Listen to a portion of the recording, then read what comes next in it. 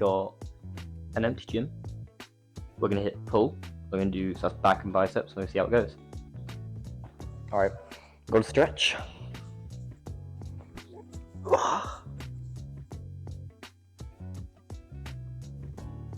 I always stretch out all the muscles that I could be using, even though I'm not using them, like my chest.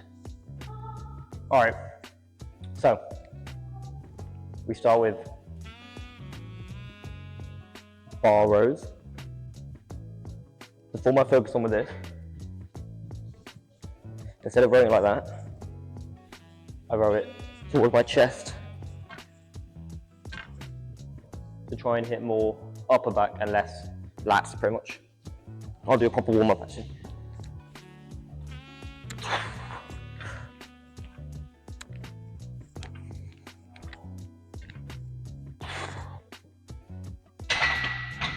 We're going to start with 55, see how it goes. Usually I'd suggest to use clips for this, but because I've gotten used to it, don't really need them anymore. This is my starting upper back. Then we move on to lats. We do pull-ups, and then a weird variation of pullovers I'll show you in a bit.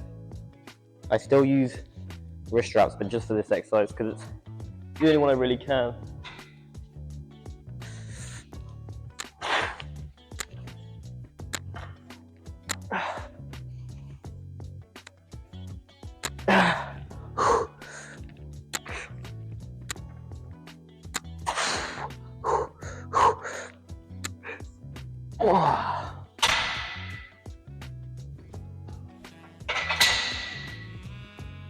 Cheeky little 11.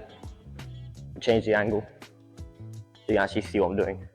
I used to do seated rows instead of this, but I wanted a better progressive overload because seated row machine, you go up in the weight groups, like with the pin, and it's usually like about 5 or 6 kilograms. This, you can go up by 2.5, so I can progressively overload better. All right, run it.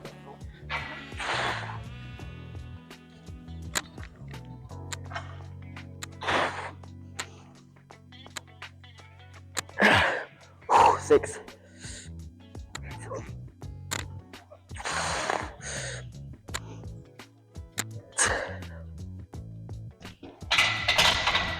I've got the bar too high. 9, I think that was. One more set of this. We do 3 sets to failure on everything. And that'll be my upper back row variation done. And then same bar, we'll do pull-ups. All right.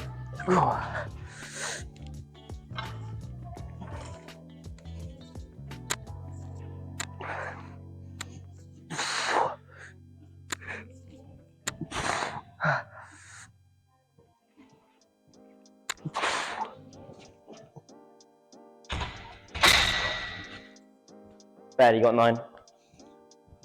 But we got 9. Alright, deload the bar. More set up for pull-ups. I'm going to shout out Power Fit as well. Code SaulDoesLift 10. 10% off for you. And it helps me out, so do it. And to be honest, the new collection is actually clean. I'm going to get some of the lamite, I don't even know how to pronounce it, but I'm going to get some of that new collection because it just looks hard. Oh.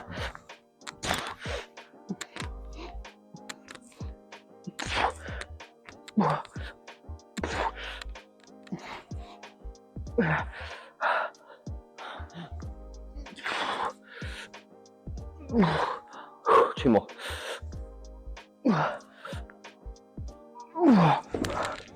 Easy. We're going to stop by a little after this, because the little protein section is peak. High protein, low prices. All right, run it.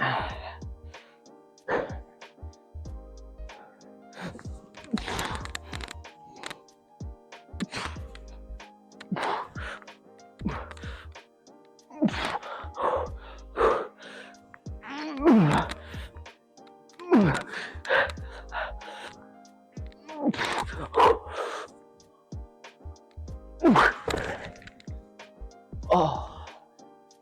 So pull-ups target my lats.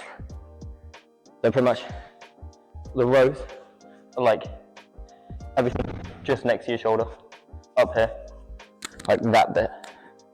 And then the lats are the sides here will make it look like wider. So pull-ups hit the lats, and the rows hit upper back.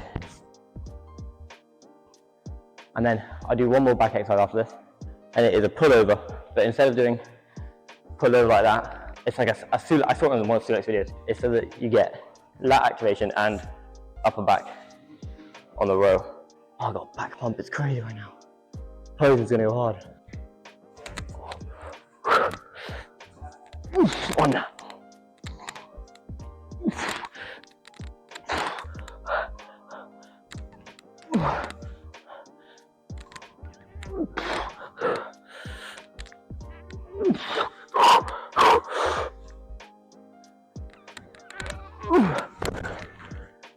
Oh.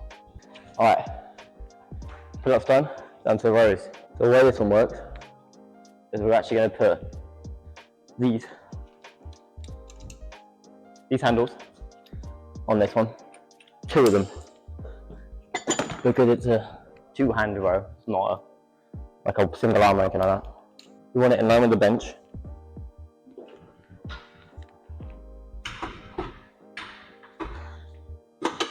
Bench is on 30. I lower the height. But I still want it there.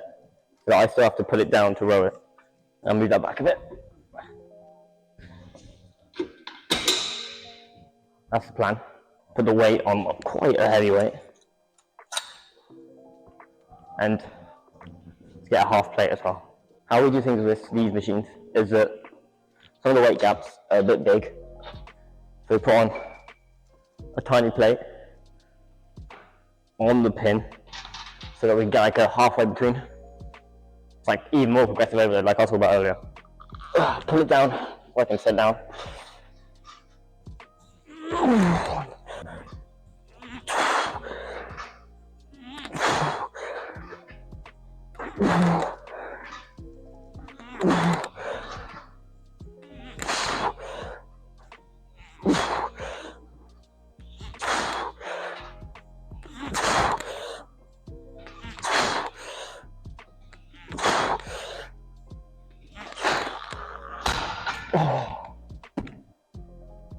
I hit my whole back with that one. Plus it's extremely tiring. Fuck it, I'm gonna wait. Got to 12, yeah. After this, we pose and then we hit biceps. I'm gonna test something today. I've done like a bit of research on how a bicep works. And it's about the position of your elbow to hit different heads. So to hit one head, your elbow's gotta be in front of you. To hit the other, the elbow's gotta be more behind you.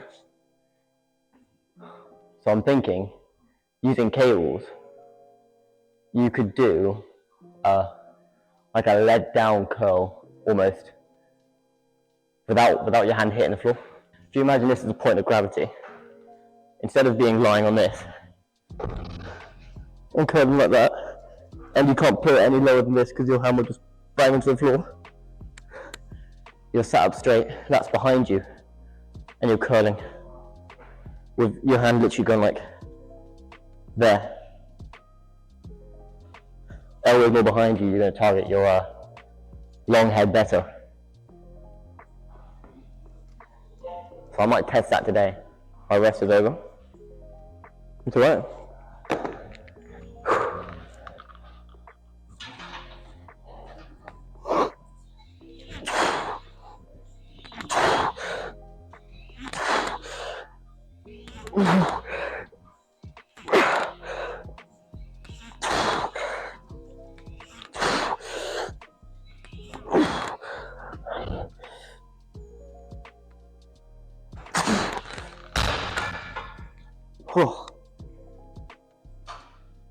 One more set.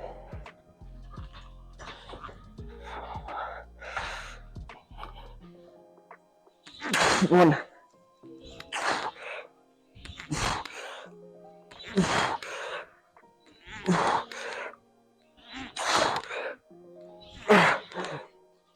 9, 10. Come on.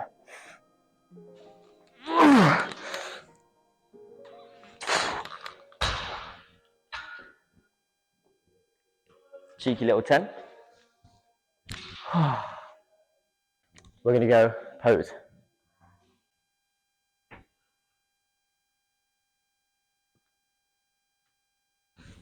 Whoa, get the back out.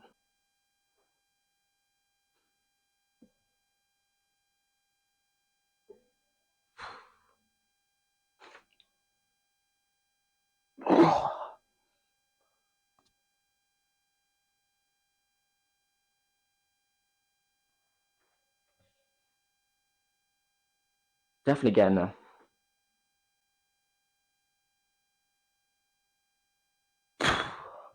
All right, start with spider curls first to hit the short arm, the short head, sorry. And then follow it with the new curl, which we don't know if it's gonna work or if it's gonna just be goofy as hell. So the reason I do spider curls with a cable instead of dumbbells is because my logic was spider curls normally, but once you get to about here, it's like an angle, so you're not getting the most amount of tension because the angle of the force isn't the same as the way you're pulling it. So like I'm pulling it that way and it's trying to pull it down, whereas the cable stays in front of me and my hands stay about level, but my elbows go deep, sort of thing. It's more of like a, so it still hits biceps, but it's a different motion. I think, in my opinion, it causes more like tension. The one problem with this is it is a bitch to start because you have to do this.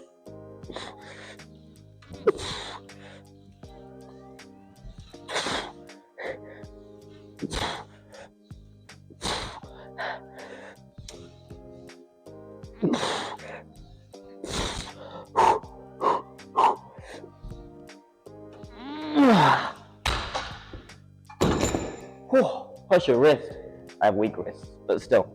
Yeah, so we'll use the cables for both biceps, which might be a bit weird, but I'm just trying it out.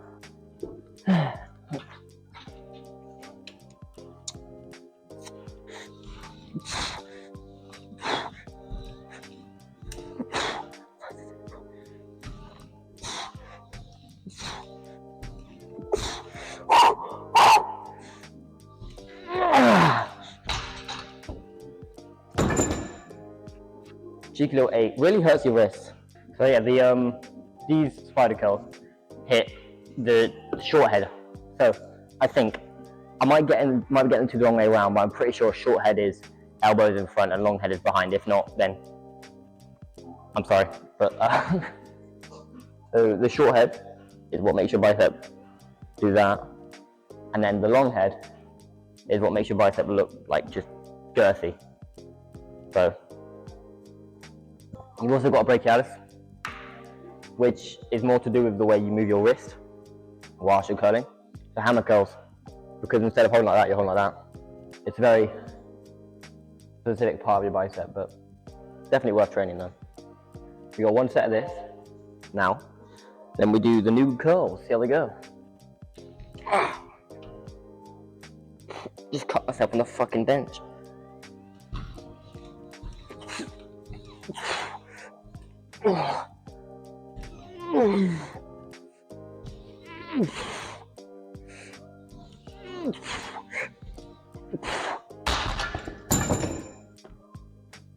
We've hit short head, time for long head. Let me figure out how to do this.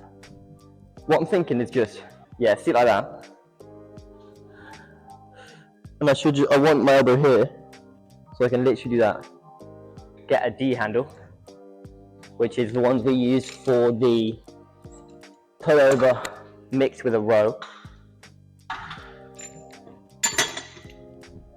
But we want the bench on the side of it so that it's not coming from behind, it's actually coming from directly over our shoulder.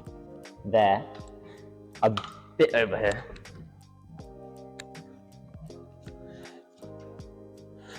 And we're gonna go low, we're gonna go like 5. Yeah, they're not weighted, there's no weights on it, so number 5 we're doing. Take the arms out, obviously. Only problem is we'll have to move the bench for each arm. Yeah, that's annoying, but we can do it for this time. Just next time, no, that's a reason not to do it, is that you have to move the bench every time you swap arms. Alright, let's give it a go.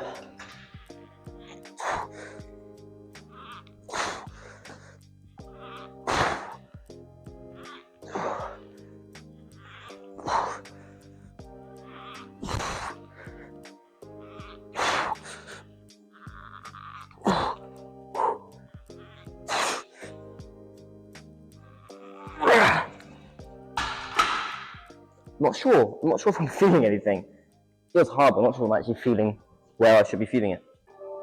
Alright, other arm. We've got 10 though, that's a decent amount.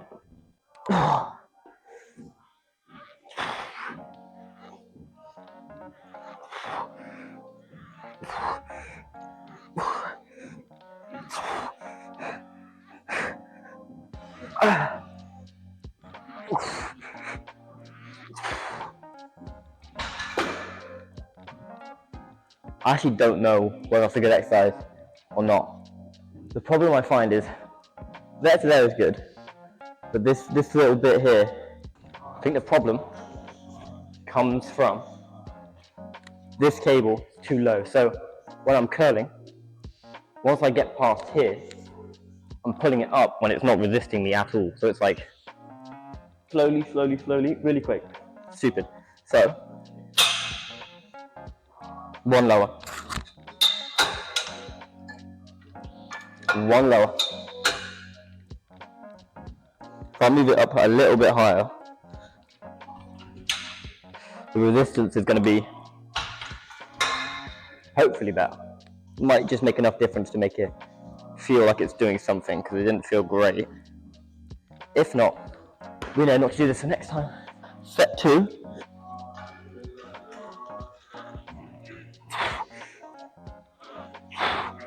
That's better. Too close to it though.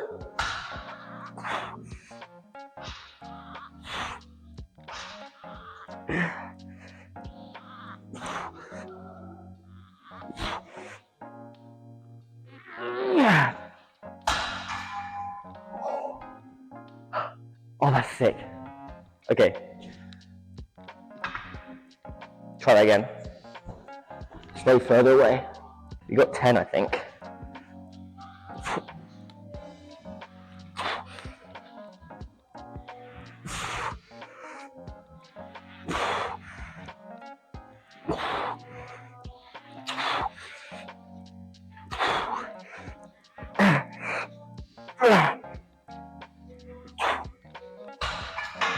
That's so much fucking better, because it's like, I'm not dragging it to here and then just pulling it up.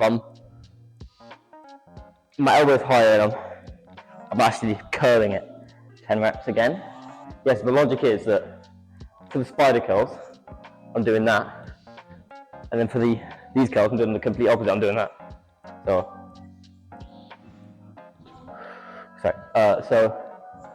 it should hit 2 polar opposite parts of the bicep, because I do one exercise per section of the muscle group. So for the chest, I do incline bench to hit upper. I do flat bench to hit like a mid-range of upper. It's still upper, but it's like in the middle. And then I do dips, or I do cable flies to hit a lower chest. And then shoulders, I do 1 for each delt. So 1 upper bicep, do literally the complete opposite movement to hit that and that. This will give me massive DOMs as well. We need to hit little quick to get that protein in. Last time I was just doing seated curls, which is kind of ass, because it's like you lean it back, and it's like what I was just doing actually, where the gravity's off center, and when you get to like here, you're just kind of turning it over. I'm surprised this works. After 2 years, I'm finally able to actually construct new exercises based off what I know. 1 more set left. Then we hit the wrist curls, and then we hit the handstands. All right, bring this over. bring the sleeve out just so I can, when I watch it back, I can see the activation.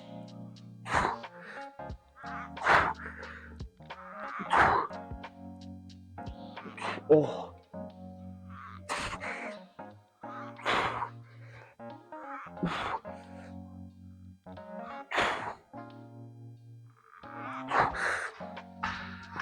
That's sick. Put your hand on it. It's outrageous.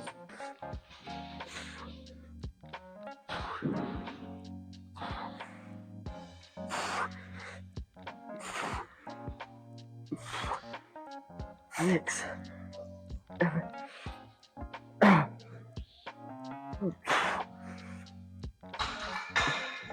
Definitely feels better on my right hand side than my left. But that might just be me getting used to the form, and I'm not as flexible on my left. It's actually a fact, yeah.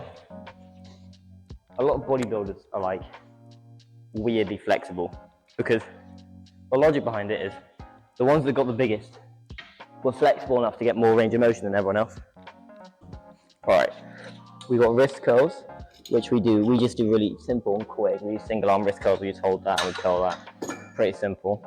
And then handstands. The only problem with those two exercises is that I'm not sure how well they hit the brachialis. Brachialis is all about the way you move your wrist, so you kind of, I'm not sure. Alright, we got finish. Well, we got start curls. So, wrist curls, simply. The movement in wrist curls, instead of doing a curl, you're literally just doing that with your wrist. Like, you know, you rev like a motorbike or like a fucking shitty little scooter. You do that, you're doing that the other way around. So, grab it underneath.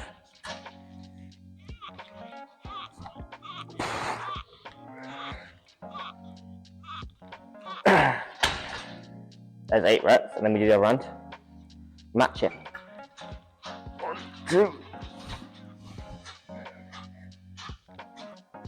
If you notice my form was a bit off on that, my wrist is absolutely fucking killing me. 2 more sets, and then we get to do the beloved handstands. Alright.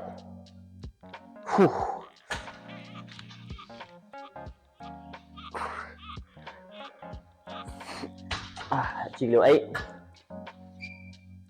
1, 2.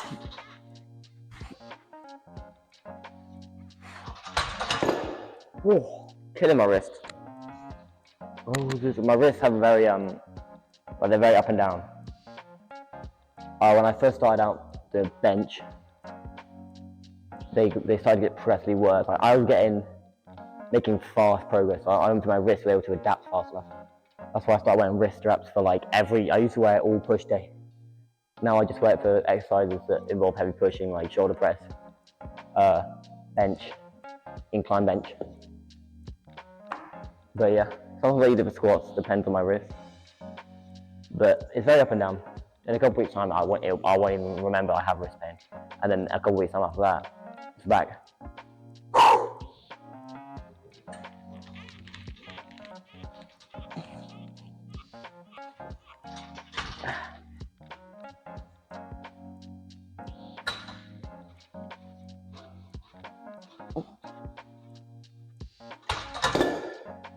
Best place to go when you're bulking, mate. Subway. 1,000 calories for like £7. A foot long of your choice, my guy. I think about taking a trip after I've done all my group holidays and shit to like a hill or a mountain in England, and just like for like a weekend, just to be there, just chill and like relax on my own, and don't play any games, and just kind of like read a book and you know Alex Eubank. I watched one of his videos where he sort of talked about that, and he did like a retreat to get closer to God. And I'm not a very religious person, but I feel like a trip like that just to chill out after exams would be quite fun, or like relaxing. Here we go. Last exercise.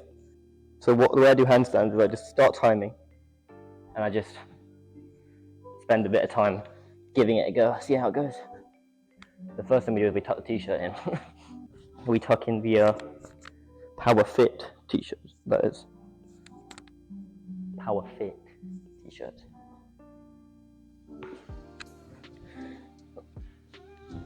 Nope. Whoa.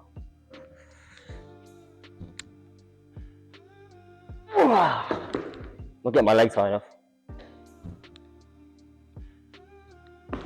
My wrist not feeling it. I might put the wrist straps on for this.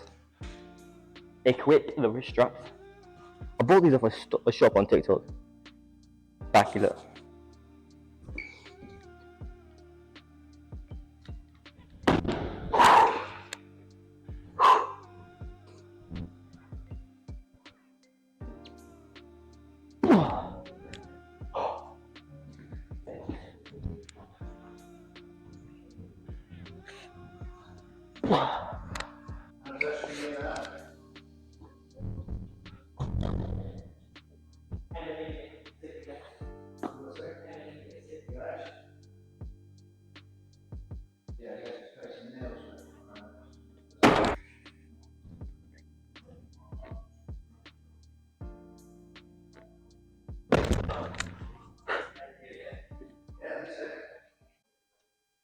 Alright, posing time.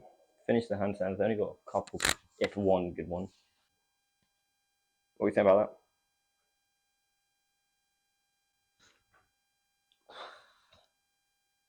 that? There's the bicep. Pretty good.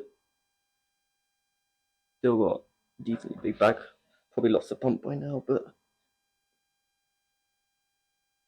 I need a teacher to teach me how to pose, man.